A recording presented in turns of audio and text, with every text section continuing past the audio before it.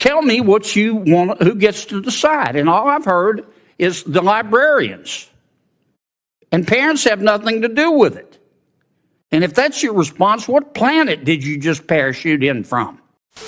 I confess I'm a little confused. And I appreciate the argument or discussion that we've been having. But for me, it's a little too conceptual or, I don't know, metaphysical or theological or whatever you want to call it. I want to try to understand what you're asking us to do. Let's take two books that have been much discussed. The first one is called All Boys Aren't Blue. And I will quote from it. I put some lube on and got him on his knees, and I began to slide into him from behind. I pulled out of him and kissed him while he masturbated. He asked me to turn over while he slipped a condom on himself. This was my ass, and I was struggling to imagine someone inside me. He got on top and slowly inserted himself into me. It was the worst pain I think I have ever felt in my life. Eventually, I felt a mix of pleasure with the pain. Close quote. All Boys Aren't Blue. The second is another much discussed book. I'm sure you're familiar with it. It's called Genderqueer. Okay?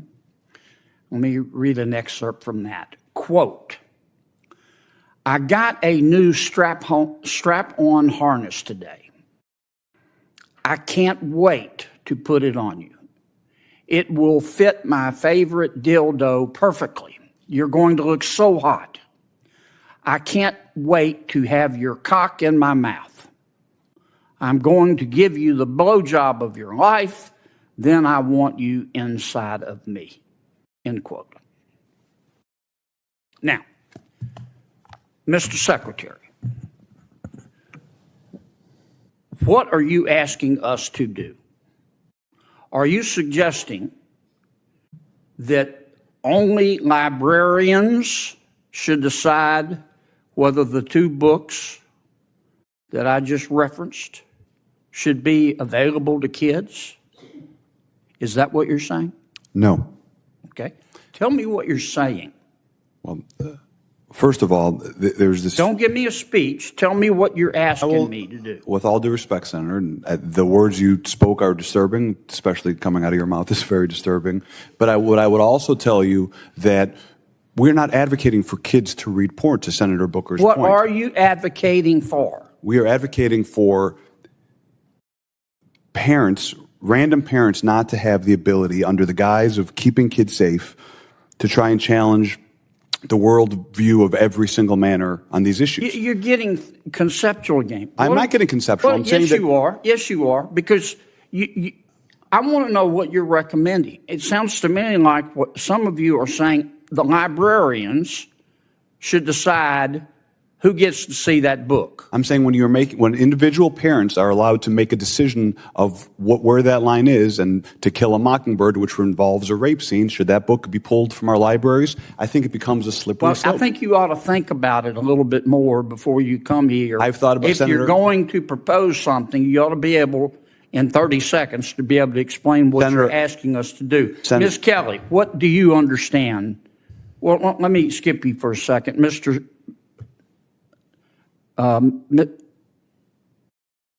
Cameron, tell me what you're proposing. It's pronounced mix. Mix? Is that how would you like me to refer to you? Senator, your definition of sexual is synonymous with LGBTQ identity. I'm not asking you that. I'm asking you to tell me you read those two excerpts. Genderqueer. Do you think that, are you asking that only librarians and not parents have any say in whether minors can read those books? Is that what you're saying? Genderqueer has never been in my school library, so it's never been banned. Well, suppose it was. Should it be up just to the librarian, or should parents have a say? There should be facilitation of collaboration between students, parents have and a say? Parents should be working with students and educators to be Okay. making decisions because All students right. are And who these- decides ultimately? The librarian, or do you take a vote, or who takes the vote? book review committees in the community in my school district. You want a committee to decide? There are committees. Okay. Well, I'm asking you, how do we decide whether the two books that I just referenced should be available in the library? What would you, if you were running things, what would you do? All Boys Aren't Blue, the scene you mentioned, is about sexual abuse. I know what it's about. It's not What would erotic. you do in terms of making the books available? Would you say anybody can see them, or they have to be in a special session? Students who do not read books like All Boys Aren't Blue cannot learn what is appropriate. I understand that. They cannot learn. I understand, but none of about you want to abuse. answer my question. You come here and you say censorship is bad, and of course it's bad. But the obvious response is, okay, you heard the books we're talking about. Okay, we're not talking about Catcher in the Rye. So tell me what you want, who gets to decide. And all I've heard is the librarians. And parents have nothing to do with it. And if that's your response, what planet did you just parachute in from? Parents, Senator. Or what country, more appropriately? This is not China. Parents, Senator, for all due respect, parents absolutely have a say. My parents were immigrants, came to this country. We never checked out books without our parents seeing what books we were reading. They encouraged us to read Mr. books. Secretary, I understand this is good for your politics back home. It's got nothing to do with my politics. My bill is Of course passed. it does. My It bill is has passed. everything to do with your I'm here- politics. I'm here to- But you came here with a problem, and I'm trying to understand the solution, and you don't have one. We solved the solution. Other than to tell us that we don't agree with you, we'll be on the wrong side of history. We solved the problem in Illinois. We fixed it because we. Well, there are passed laws others that you make- could work on. Well, that's why I'm out here of to help. time. Thank I'm you, to Mr. help- Chairman. To help other states make these decisions. To put it bluntly, books aren't being banned, and it's good that they are. The media keeps using the word banned, but that word doesn't mean what you think it means. In common usage, banned means made unavailable, yet the most banned genderqueer is still available on Amazon. The same, unfortunately, can't be said for Ryan Anderson's When Harry Became Sally. Only books on one side of that issue, it seems, actually get banned. Rather, this conversation focuses on school library availability. If ban means made unavailable, then virtually every book ever published has been effectively banned in school libraries. But that's not even what this word means here. Indeed, a book can be both banned and totally available in a school library. That's because the media has accepted the expansive definition of ban offered by PEN America. If a book has been taken off the shelves, reviewed, and placed back on the shelves, it has, according to PEN, been banned. If a school places a parental permission requirement on a book, it has, according to PEN, been banned. If a school moves a book to a guidance counselor's office, it has, according to PEN, been banned.